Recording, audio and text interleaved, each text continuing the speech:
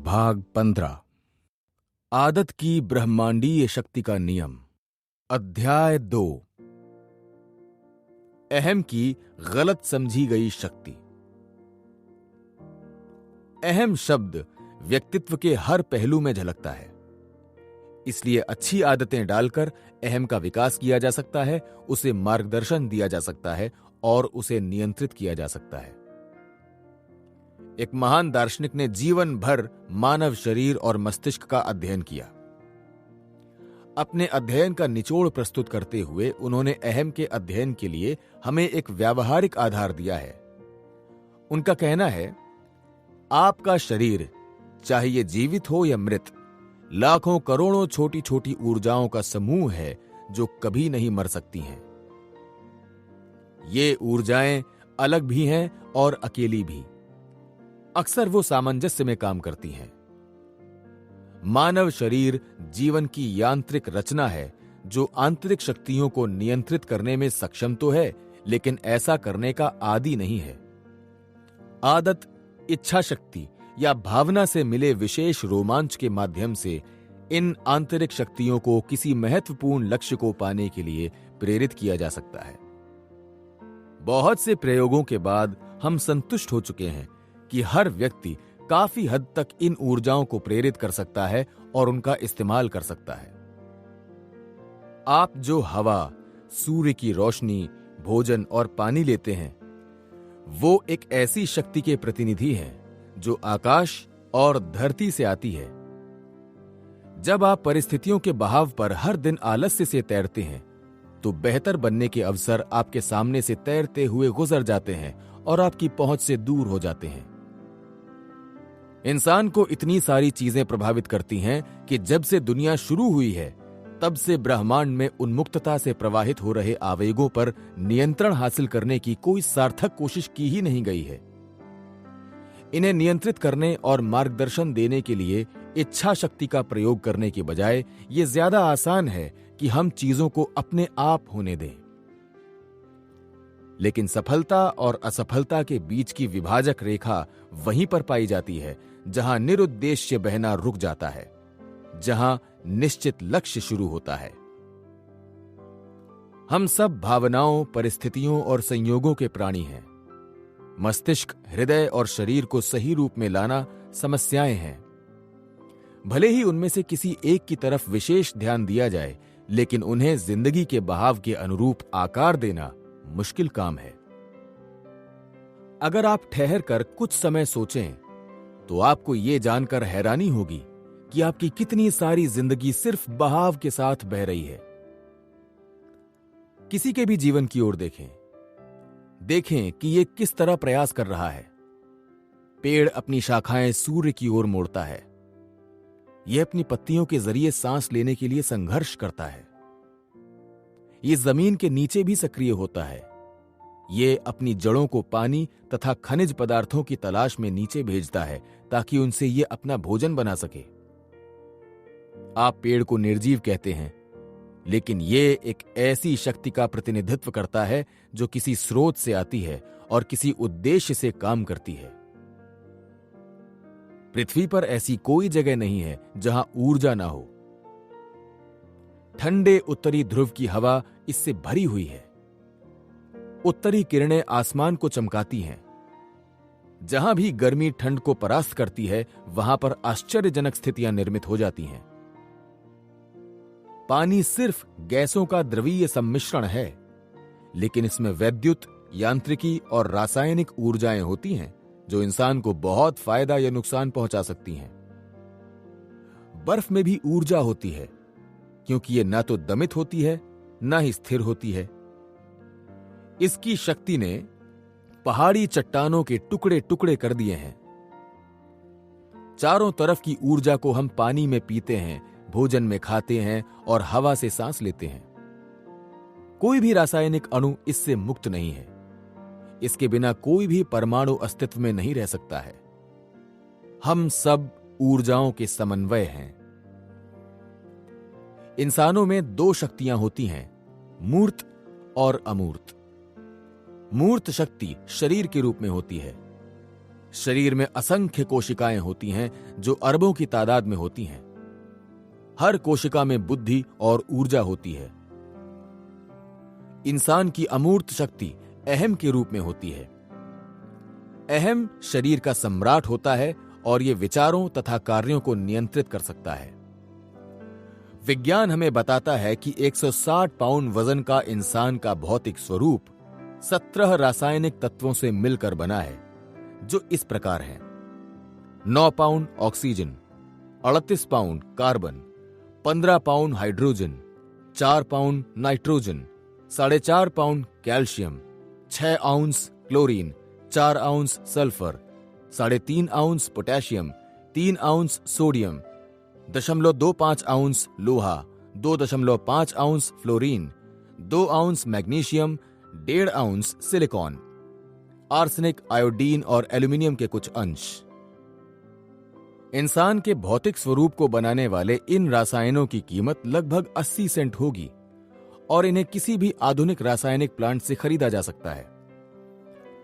लेकिन इन रासायनिक तत्वों में पर्याप्त विकसित, व्यवस्थित और नियंत्रित अहम जोड़ दिया जाए तो ये इतने मूल्यवान बन सकते हैं कि उनका मालिक उनकी मुंह मांगी कीमत लगा सकता है।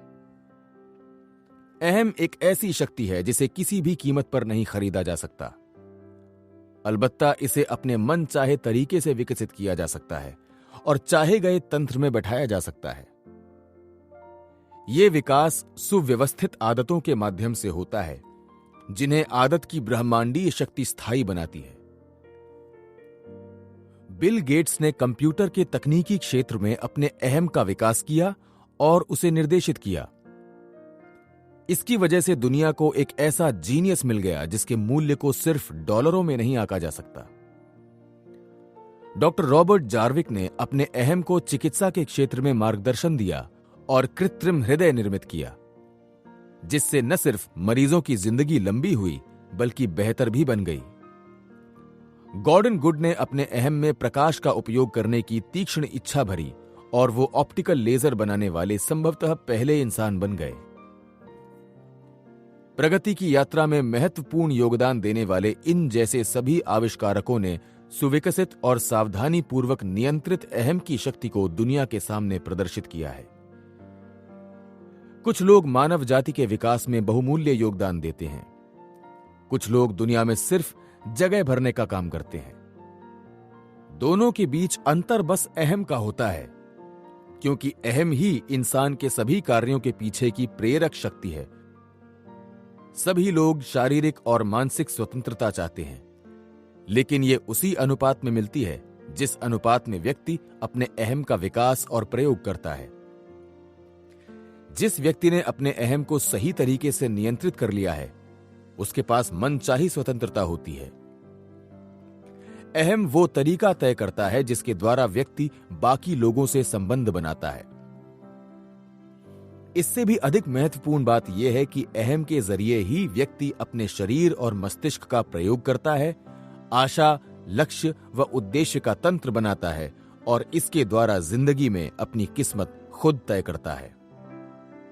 अहम सबसे बड़ा वरदान है या सबसे बड़ा अभिशाप, ये इस बात पर निर्भर करता है कि व्यक्ति इसका कैसा प्रयोग करता है। अहम विचार की आदतों का महायोग है, जिसे आदत की ब्रह्मांडीय शक्ति के नियम द्वारा स्थायी तथा स्वचालित बना दिया जाता है।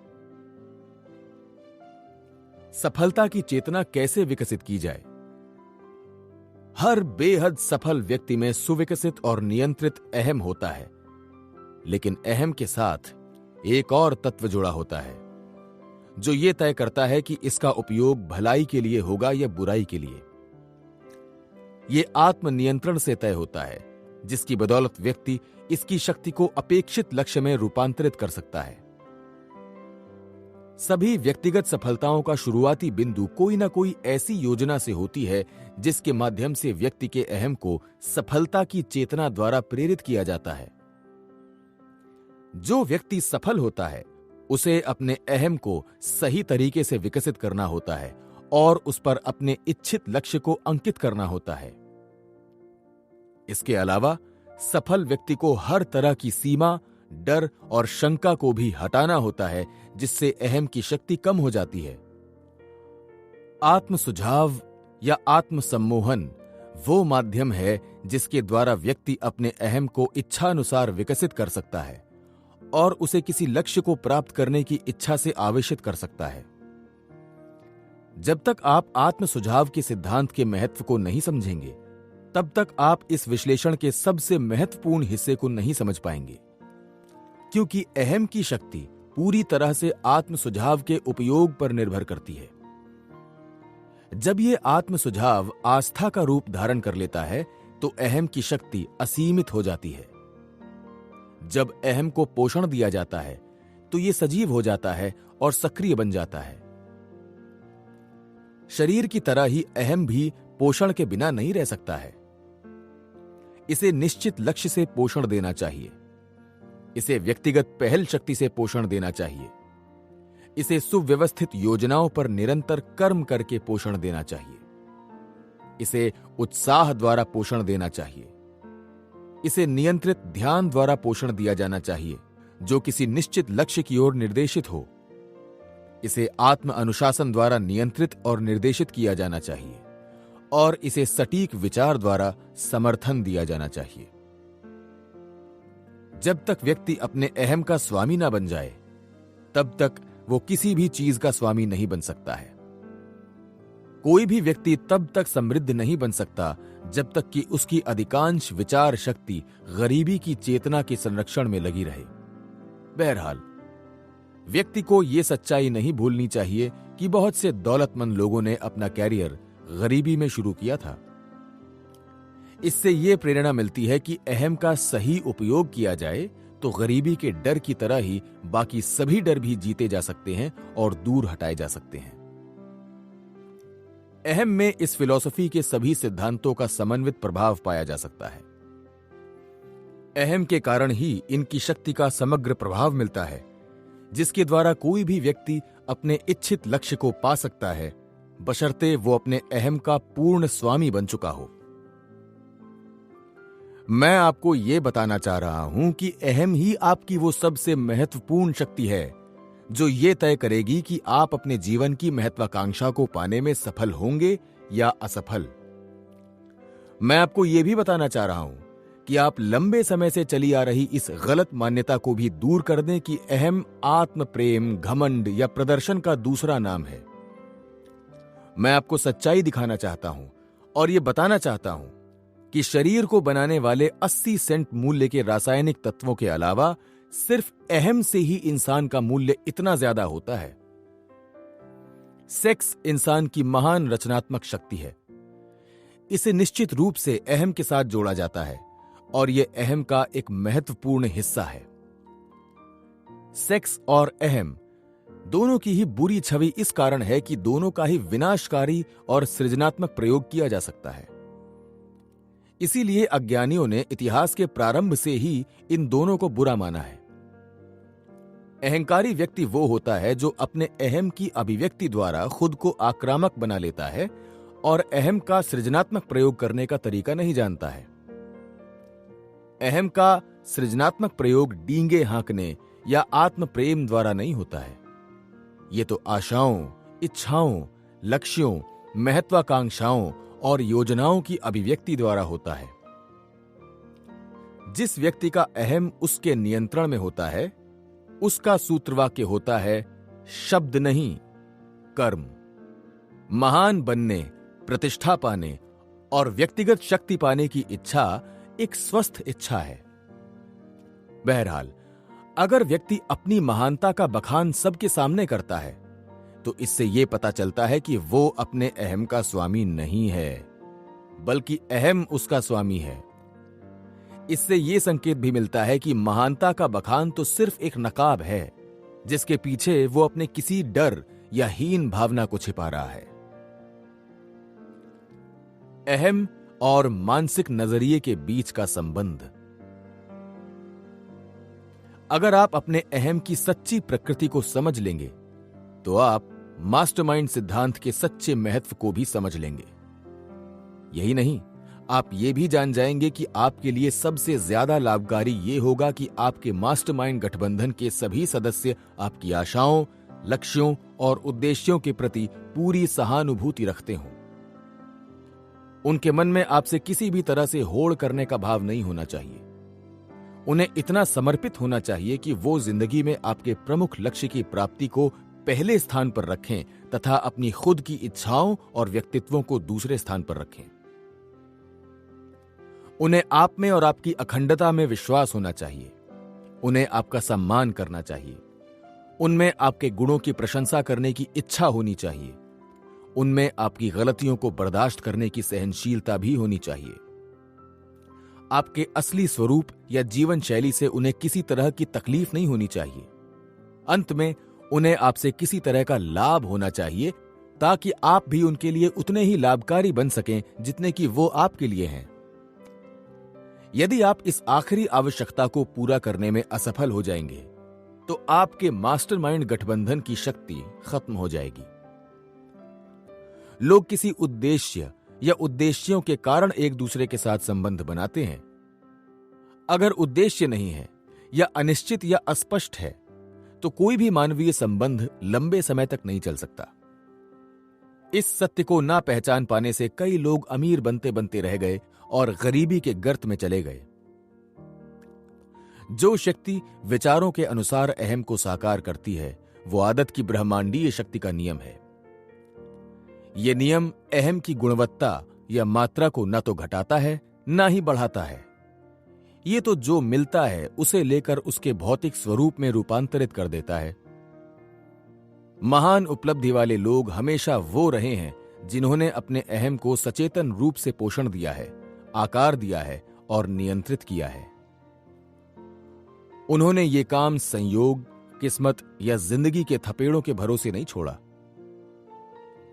हर व्यक्ति अपने अहम के आकार को नियंत्रित कर सकता है, लेकिन उसके बाद उस व्यक्ति का उस पर नियंत्रण नहीं होता है।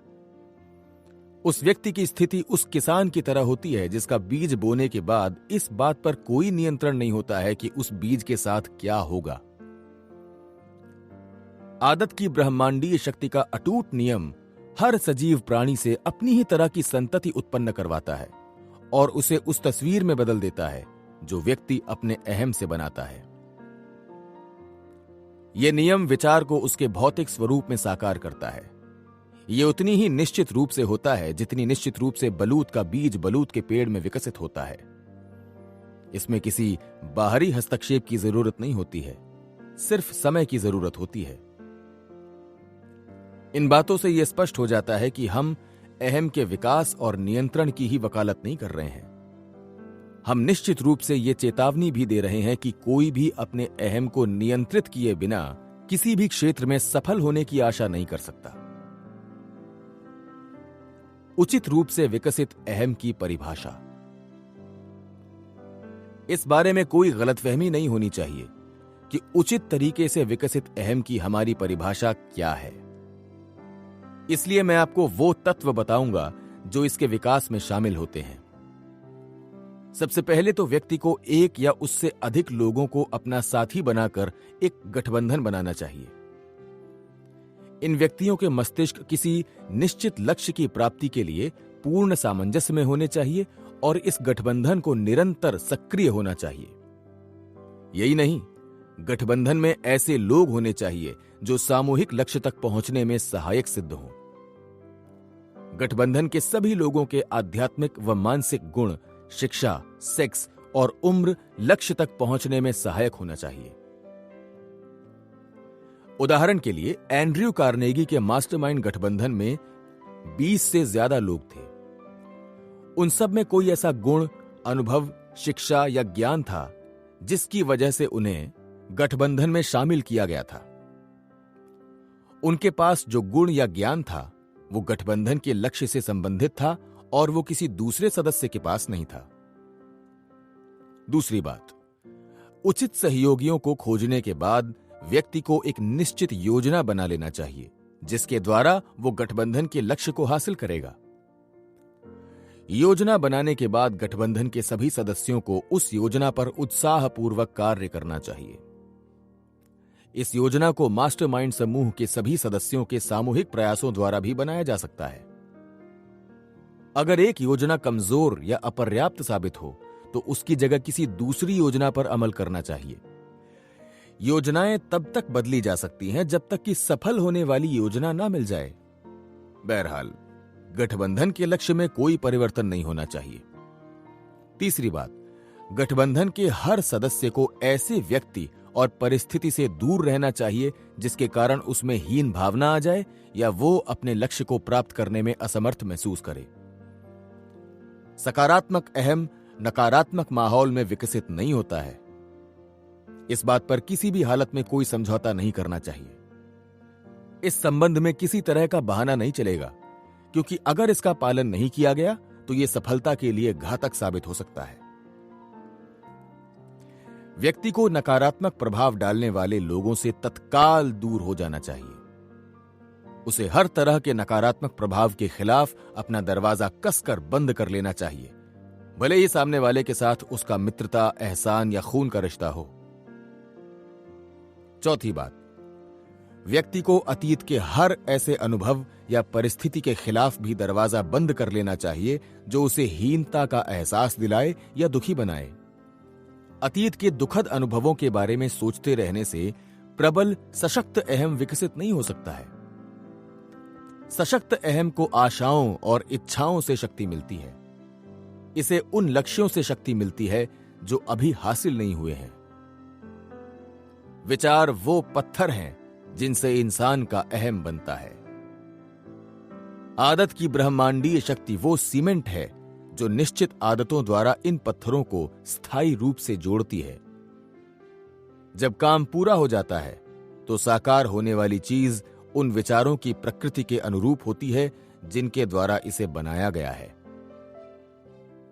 पांचवी बात, व्यक्ति को अपने मस्तिष्क में उस अहम की प्रकृति और लक्ष्य को हमेशा अंकित करते रहना चाहिए जिसे वो विकसित कर रहा है। उदाहरण के लिए, लेखक को अपने कमरे में अपने पसंदीदा लेखकों की तस्वीरें और पुस्तकें रखना चाहिए। बुक शेल्फ पर अपने काम से संबंधित किताबें रहना चाहिए। उसे हर संभव तरीके से अपने लक्ष्य की स्पष्ट तस्वीर अपने अहम तक पहुंचा देना चाहिए, क्योंकि आदत की ब्रह्मांडीय शक्ति उस तस्वीर के अनुरूप ही परिणाम देगी और उसे साकार कर देगी। छठी बात, उचित तरीके से विकसित अहम हमेशा व्यक्ति के नियंत्रण में होता है। अहम को इतना नहीं फूलने देना चाहिए कि ये अहंकार के पागलपन यानी ईगोमेनिया की दिशा में चला जाए, जिसके द्वारा बहुत से लोग बर्बाद हो चुके हैं। अहम के विकास में व्यक्ति का सूत्रवाक्य होना चाहिए, किसी चीज का न बहुत ज्यादा न बहुत कम। स्थिति तब खतरनाक होती है जब लोग दूसरों को नियंत्रित करने के पीछे पागल होते हैं या इतनी सारी दौलत इकट्ठी करना चाहते हैं जिसका वो सृजनात्मक प्रयोग न तो कर सकते हैं न ही करते हैं।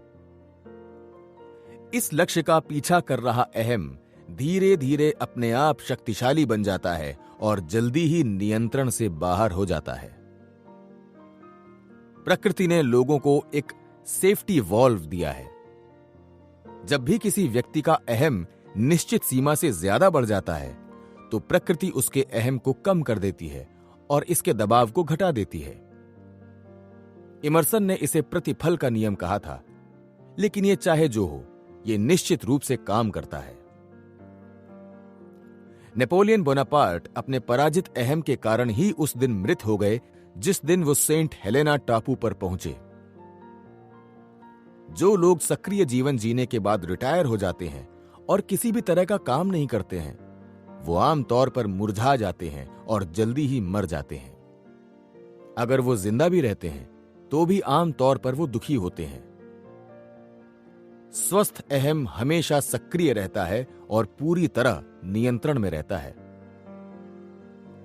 सातवीं बात, व्यक्ति के विचारों के अनुरूप अहम में लगातार परिवर्तन होता रहता है, चाहे वो परिवर्तन अच्छा हो या बुरा।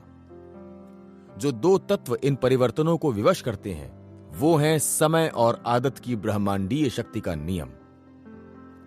मैं आपको समय के महत्व के बारे में बताना चाहूंगा, जो आदत की ब्रह्मांडीय शक्ति के कार्य में एक बहुत महत्वपूर्ण तत्व है। जिस तरह मिट्टी में बोए गए बीजों को अंकुरित होने और पेड़ बनने में समय लगता है, उसी तरह मस्तिष्क में बोए गए विचारों और इच्छाओं को आदत की ब्रह्मांडीय शक्ति के नियम द्वारा सजीव व सक्रिय होने में समय लगता है। इस बारे में कोई भविष्यवाणी नहीं की जा सकती कि इच्छा को साकार होने में कितना समय लगेगा। यह बहुत सी चीजों से तय होता है, जिसमें इच्छा की प्रकृति, इससे संबंधित परिस्थितियां और इच्छा की प्रबलता शामिल हैं। इन सब से यह तय होता है कि इच्छा को साकार होने में कितना समय लगेगा। आस्था से भी इच्छा जल्दी साकार होती है। कई बार तो परिवर्तन लगभग तत्काल हो जाता है। इंसान 20 साल की उम्र में शारीरिक रूप से परिपक्व हो जाता है, लेकिन मानसिक परिपक्वता यानी अहम की परिपक्वता के लिए 35 से लेकर 60 साल तक की उम्र की जरूरत होती है। इस तथ्य को जानने के बाद यह स्पष्ट हो जाता है कि ज्यादातर लोग 50 साल की उम्र से पहले ज्यादा दौलत का संग्रह क्यों नहीं कर पाते हैं या अन्य दिशाओं में बहुत ज्यादा सफल क्यों नहीं हो पाते हैं। अहम लोगों को बहुत ज्यादा भौतिक दौलत प्राप्त करने और बनाए रखने के लिए प्रेरित कर सकता है। यह जरूरी है कि इस अहम को आत्म अनुशासन से नियंत्रित किया जाए, ताकि व्यक्ति को आत्मविश्वास, निश्चित लक्ष्य, व्यक्तिगत पहल शक्ति, कल्पना शक्ति, निर्णय की सटीकता और अन्य गुण मिलें। इन गुणों के बिना अहम इतना शक्तिशाली नहीं बन पाता है कि वो प्रचुर दौलत हासिल कर सके या उसे बनाए रख सके। ये गुण समय के सही उपयोग से आते हैं। ध्यान दें, हमने ये नहीं कहा है कि ये समय बीतने पर अपने आप आ जाते हैं। आदत की ब्रह्मांडीय शक्ति के कार्य द्वारा हर व्यक्ति की वैचारिक आदतें अहम के तंत्र में बुनी जाती हैं। इससे कोई फर्क नहीं पड़ता है कि ये आदतें सकारात्मक हैं या नकारात्मक, समृद्धि की हैं या गरीबी की। फिर आदत की ब्रह्मांडीय शक्ति इन आदतों को स्थायी बना देती है, जिससे व्यक्ति के आध्यात्मिक और शारीरिक स्तर की प्रकृति व सीमा निर्धारित होती है। पत्नी ने अपने पति के अहम को किस तरह पोषण दिया। 1929 की बड़ी मंदी के शुरुआती दिन थे। एक छोटे से ब्यूटी सैलून की मालकिन मुश्किल से गुजारा कर पा रही थी। तभी उसे एक गरीब बूढ़ा आदमी मिला, जिसके पास सोने के लिए जगह नहीं थी। महिला ने अपनी दुकान के पीछे वाले कमरे में बूढ़े आदमी के सोने की व्यवस्था कर दी। हालांकि उस बूढ़े आदमी के पास पैसे नहीं थे, लेकिन उसे सौंदर्य प्रसाधन बनाने का काफी ज्ञान था। सैलून की मालकिन ने बूढ़े आदमी को सोने के लिए जगह दी। उसने उसके साथ समझौता किया कि बदले में वो सौंदर्य प्रसाधन सामग्री बनाने में उसकी मदद करे। जल्दी ही दोनों ने एक मास्टरमाइंड गठबंधन बना लिया, जिससे आगे चलकर दोनों ही आर्थिक रूप से स्वतंत्र हो गए। पहले तो उन्होंने एक व्यावसायिक समझौता किया, जिसका लक्ष्य यह था कि घर घर जाकर बेचे जाने वाले सौंदर्य प्रसाधनों की संख्या बढ़ जाए। महिला ने जरूरी सामग्री के लिए धन दिया, बूढ़े आदमी ने काम किया। कुछ साल बाद दोनों का मास्टरमाइंड गठबंधन इतना सफल और लाभकारी साबित हुआ कि दोनों ने इसे स्थायी बनाने के लिए विवाह कर लिया। हालांकि उनकी उम्र में 25 साल से भी ज्यादा का अंतर था। इस आदमी की ज्यादातर जिंदगी सौंदर्य प्रसाधन व्यवसाय में बीती थी, लेकिन इसके बावजूद उसे पहले सफलता नहीं मिली थी। ब्यूटी सैलून से युवा महिला का पहले मुश्किल से गुजारा होता था। उनके गठबंधन से दोनों को ही ऐसी शक्ति मिली जो उन्हें पहले नहीं मिली थी। परिणाम यह हुआ कि दोनों ही आर्थिक रूप से सफल हो गए।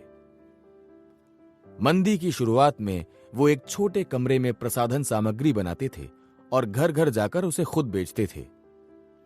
लगभग 8 साल बाद मंदी खत्म होने तक वो एक बड़ी फैक्ट्री में प्रसाधन सामग्री बना रहे थे, जिसे उन्होंने खरीद लिया था। उनके पास 100 से ज्यादा कर्मचारी थे और उनके पास 4000 से ज्यादा एजेंट भी थे, जो पूरे देश में उनका सामान बेच रहे थे। मंदी के बावजूद उन्होंने $20 लाख से ज्यादा दौलत इकट्ठी कर ली, जब सौंदर्य प्रसाधन जैसी विलासिता की वस्तुएं बेचना स्वाभाविक रूप से कठिन था। उन्होंने अपने बाकी जीवन के लिए खुद को धन की जरूरत से मुक्त कर लिया। यही नहीं, उन्होंने उसी ज्ञान और उन्हीं अवसरों से आर्थिक स्वतंत्रता को पा लिया जो उनके पास मास्टरमाइंड गठबंधन से पहले थे, जब दोनों ही गरीबी में रह रहे थे। काश मैं इन दोनों रोचक व्यक्तियों का नाम बता सकता, लेकिन उनके गठबंधन की परिस्थितियां और इस विश्लेषण की प्रकृति ऐसी है कि ऐसा करना उचित नहीं होगा।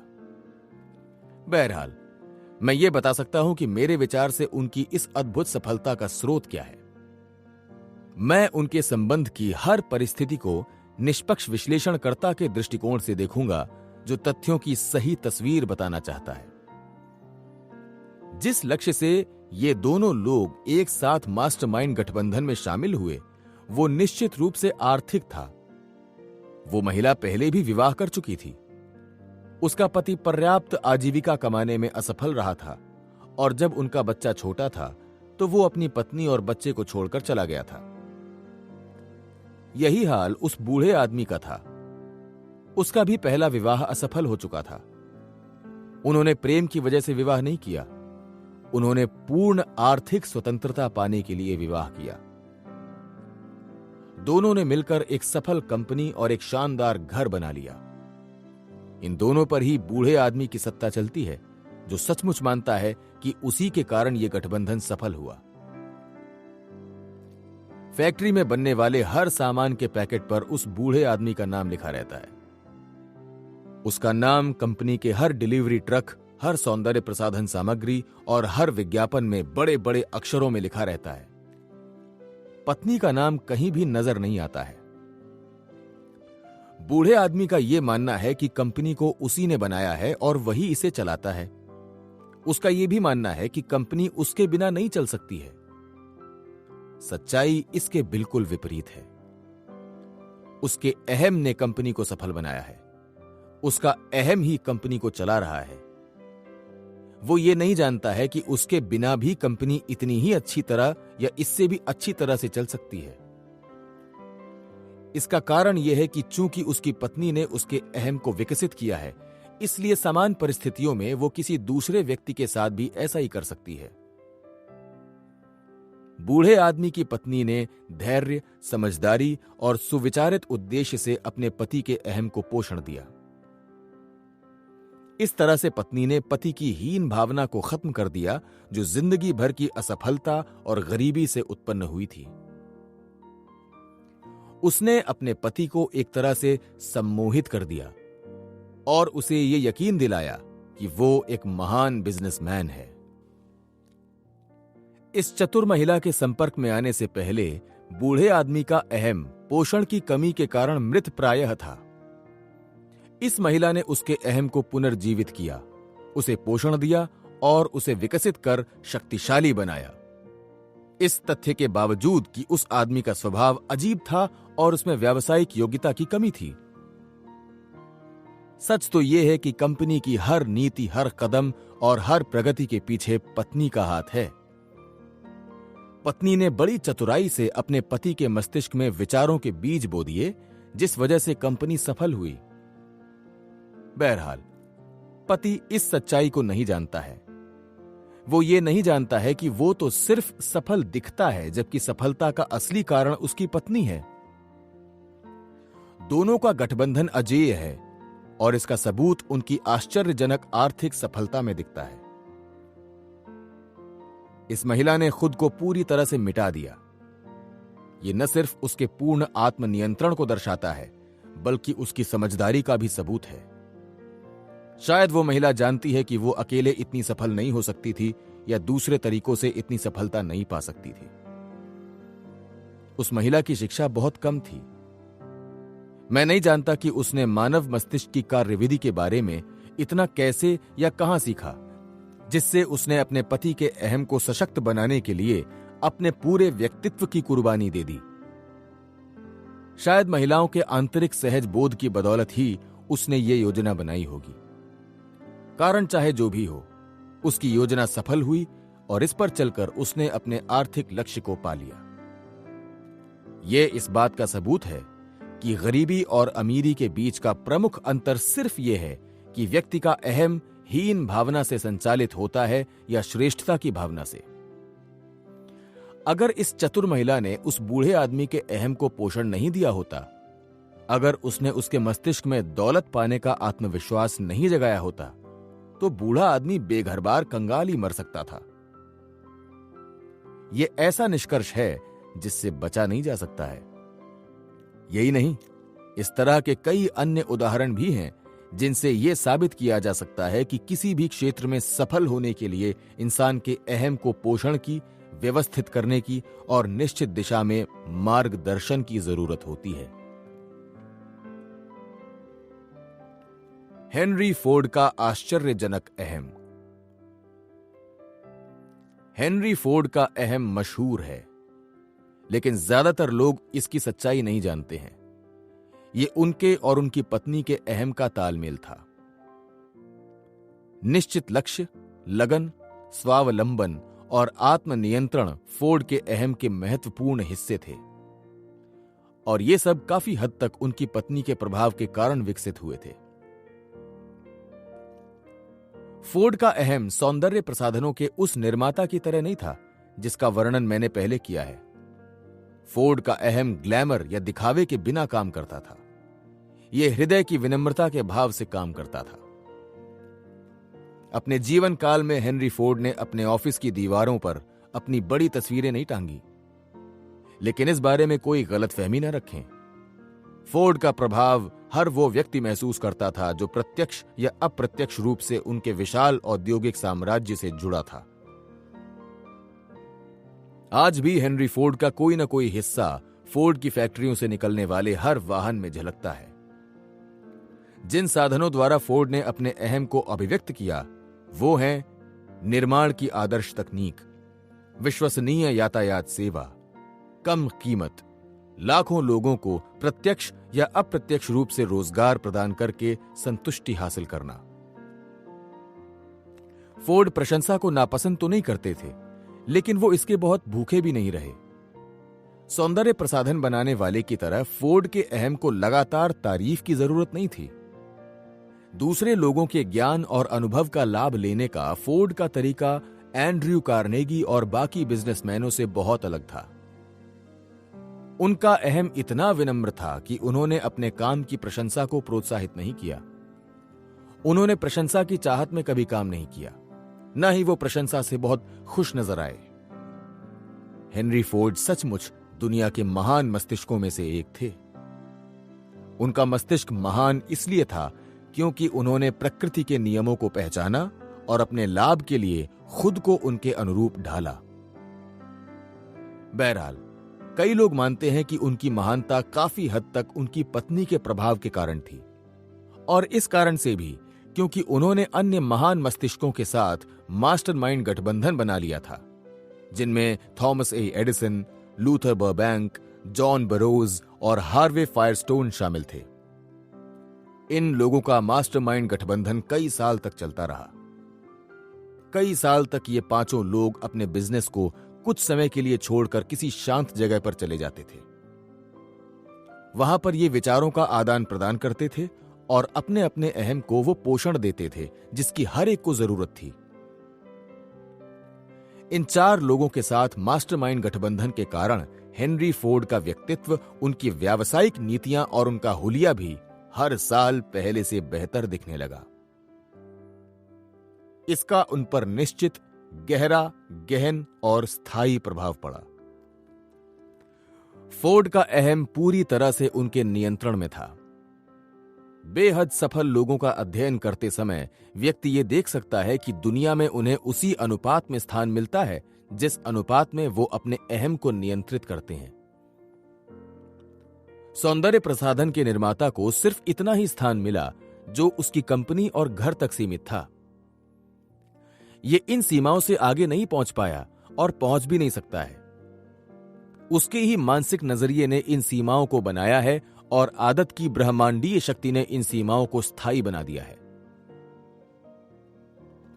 हेनरी फोर्ड ने पूरी दुनिया में अपनी जगह बनाई है और उन्होंने कई मायनों में पूरी मानव जाति को प्रभावित किया है।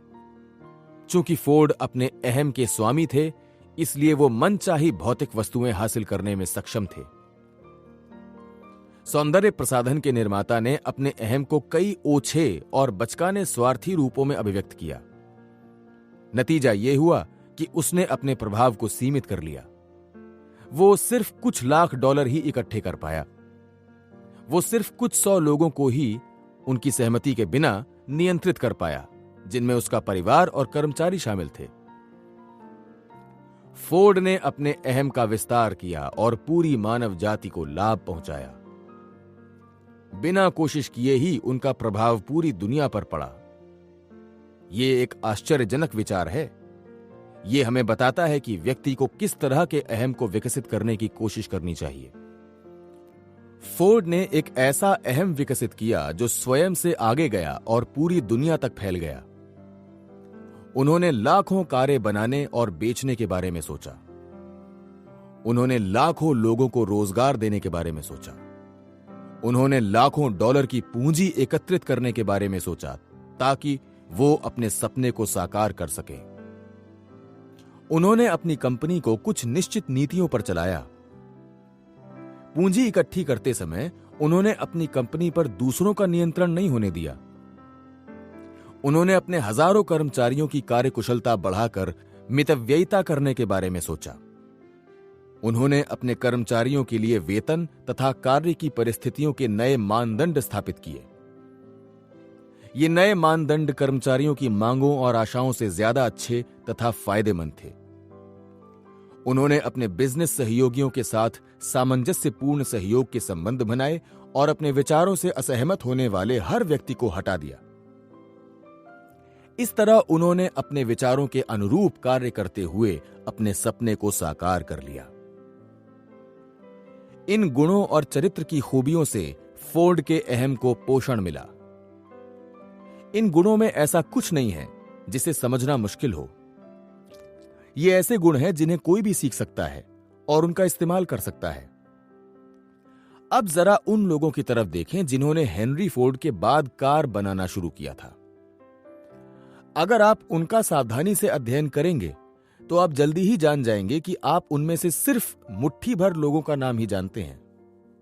आपको तो उन कारों के नाम भी अपरिचित लगेंगे जो उन्होंने कुछ समय के लिए बनाई थीं। आप पाएंगे कि फोर्ड का हर प्रतियोगी इसलिए असफल हुआ क्योंकि उसने खुद ही अपने अहम की सीमाएं बना ली थीं या अपने अहम को बर्बाद कर लिया था। आप ये भी पाएंगे कि इन भुला दिए गए आविष्कारकों में लगभग उतनी ही बुद्धि थी जितनी कि हेनरी फोर्ड में थी। उनमें से ज्यादातर के पास तो फोर्ड से बेहतर शिक्षा भी थी। उनमें से कईयों के पास तो उनसे प्रबल व्यक्तित्व भी था। हेनरी फोर्ड और उनके प्रतियोगियों के बीच प्रमुख अंतर यह था, फोर्ड ने एक ऐसा अहम विकसित कर लिया था जो उनकी व्यक्तिगत सफलता से बहुत आगे तक जाता था। बाकी लोगों ने अपने अहम को इतना सीमित कर लिया था कि वो जल्दी ही असफल हो गए और उनकी योजनाएं धरी की धरी रह गईं। फोर्ड के प्रतियोगियों के पास वृहद और लचीला अहम नहीं था जो व्यक्ति को आगे ले जाता है। अच्छी तरह संतुलित अहम पर प्रशंसा या बुराई का कोई खास असर नहीं पड़ता है।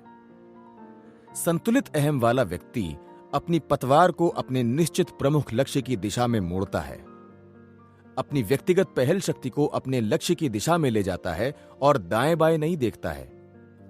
वो पराजय और विजय दोनों को ही जिंदगी का अनिवार्य हिस्सा मानता है, लेकिन वो दोनों से ही प्रभावित होकर अपनी योजनाएं नहीं बदलता है।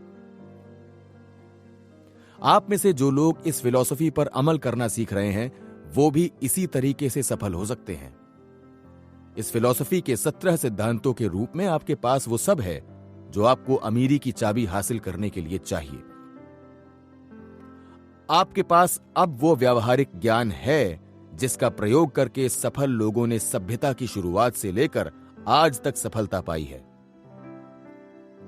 यह जिंदगी की पूर्ण फिलॉसफी है जो हर मानवीय आवश्यकता के लिए पर्याप्त है। यह सभी मानवीय समस्याओं के समाधान का रहस्य है और इसे इस तरह से प्रस्तुत किया गया है ताकि हर व्यक्ति इसे समझ सके। हो सकता है आप हेनरी फोर्ड या बिल गेट्स नहीं बनना चाहते हो, लेकिन आप ऐसा कर सकते हैं। आपको खुद को उपयोगी बनाने की महत्वाकांक्षा रखना चाहिए ताकि आप दुनिया में वो स्थान पा सकें जो आपका अहम चाहता है। हर व्यक्ति अंततः अपने अहम पर सबसे प्रबल प्रभाव डालने वाले लोगों जैसा बन जाता है। हम सब नकल करने वाले प्राणी हैं। जाहिर है, हम सब किसी न किसी व्यक्ति को अपना आदर्श बनाकर उसकी नकल करने की कोशिश करते हैं। यह एक स्वाभाविक और अच्छा गुण है। वो लोग सौभाग्यशाली हैं जिन्होंने प्रबल आस्था वाले व्यक्तियों को अपना आदर्श बनाया है। ऐसा इसलिए है क्योंकि अपने आदर्श व्यक्ति का अनुकरण करते करते उसके कुछ गुण हम में अपने आप आ जाते हैं। मस्तिष्क का उर्वर उद्यान। निष्कर्ष के रूप में मैं आपको संक्षेप में बता दूं कि मैंने अहम के विषय पर क्या कहा है। मैं आपका ध्यान इस तरफ दिलाना चाहूंगा कि मस्तिष्क एक उर्वर उद्यान की तरह है जहां व्यक्ति सक्रिय आस्था की सभी सकारात्मक प्रेरणाओं को विकसित कर सकता है। अगर वो ऐसा नहीं करता है तो ये उर्वर उद्यान डर, शंका और अनिर्णय की नकारात्मक फसल उत्पन्न कर देगा जो असफलता की ओर ले जाएगी। आप इस दुनिया में क्या हासिल करना चाहते हैं, ये आप पर निर्भर करता है। अमीरी की चाबी अब आपके हाथ में है। आप उस आखिरी द्वार के सामने खड़े हैं जो आपको सुख से दूर रखे हुए है। लेकिन यह दरवाजा आपके लिए तब तक नहीं खुलेगा जब तक आप उसे नहीं खोलेंगे। आपको इस फिलॉसफी के 17 सिद्धांतों पर अमल करके अमीरी की चाबी का इस्तेमाल करना होगा। अब आपके पास जिंदगी की एक ऐसी पूर्ण फिलॉसफी है जिसकी मदद से आप अपनी हर समस्या सुलझा सकते हैं। इस फिलॉसफी के सिद्धांतों के तालमेल से ही हर क्षेत्र के हर सफल व्यक्ति ने सफलता पाई है। हालांकि हो सकता है कईयों ने इन 17 सिद्धांतों का नाम जाने बिना ही इनका इस्तेमाल किया है। इस फिलॉसफी में सफलता का कोई भी अनिवार्य तत्व नहीं छोड़ा गया है। इसमें हर सिद्धांत का वर्णन ऐसे शब्दों व उपमाओं के माध्यम से किया गया है जो ज्यादातर लोगों को आसानी से समझ में आ जाएंगे। यह फिलॉसफी अव्यावहारिक या अमूर्त नहीं है, बल्कि व्यावहारिक और मूर्त है। इसमें कठिन शब्दों से परहेज किया गया है ताकि आम आदमी दुविधा में न पड़े। इस फिलॉसफी का उद्देश्य व्यक्ति को वर्तमान स्थिति से मनचाही स्थिति तक पहुंचने में समर्थ बनाना है, आर्थिक दृष्टि से भी और आध्यात्मिक दृष्टि से भी। इस तरह यह व्यक्ति को उस समृद्ध जीवन के आनंद के लिए तैयार करती है जिसे ईश्वर ने आनंद उठाने के लिए दिया है, और ये सभी दौलतों को प्राप्त करने की ओर ले जाती है जिसमें 12 सबसे महत्वपूर्ण दौलतें शामिल हैं। दुनिया को दार्शनिकों से बहुत लाभ हुआ है। प्लेटो, सुकरात, कोपरनिकस, अरस्तु और अन्य चिंतकों से लेकर रॉल्फ वॉल्डो इमर्सन और विलियम जेम्स तक बहुत से दार्शनिकों ने दुनिया को लाभ पहुंचाया है। अब दुनिया के पास व्यक्तिगत सफलता की पहली पूर्ण और ठोस फिलॉसफी है। यह व्यक्ति को ऐसे व्यावहारिक साधन प्रदान करती है जिसके द्वारा वो अपने मस्तिष्क का पूरा नियंत्रण अपने हाथ में ले सकता है और जिसकी मदद से वो मानसिक शांति, मानवीय संबंधों में सामंजस्य, आर्थिक सुरक्षा तथा सुख हासिल कर सकता है। मैं आपका ध्यान इस तरफ दिलाना चाहूंगा कि 17 सिद्धांतों के इस विश्लेषण में हमने ज्यादा महत्वपूर्ण सिद्धांतों का बार बार जिक्र किया है। यह दोहराव संयोगवश नहीं हुआ है। हमने सिद्धांतों को जानबूझकर दोहराया है। यह जरूरी था क्योंकि इंसान में यह प्रवृत्ति होती है कि वो नए विचारों या पुरानी सच्चाइयों के नए विश्लेषण से पहली बार में प्रभावित नहीं होता है। दोहराव इसलिए भी जरूरी था क्योंकि ये 17 सिद्धांत जंजीर की कड़ियों की तरह आपस में जुड़े हैं। हर सिद्धांत अपने पहले वाले और अपने बाद वाले सिद्धांत से जुड़ा है, और अंत में हमें यह भी समझ लेना चाहिए कि विचारों का दोहराव प्रभावी शिक्षण का मूलभूत सिद्धांत है और प्रभावी विज्ञापन का केंद्र बिंदु है।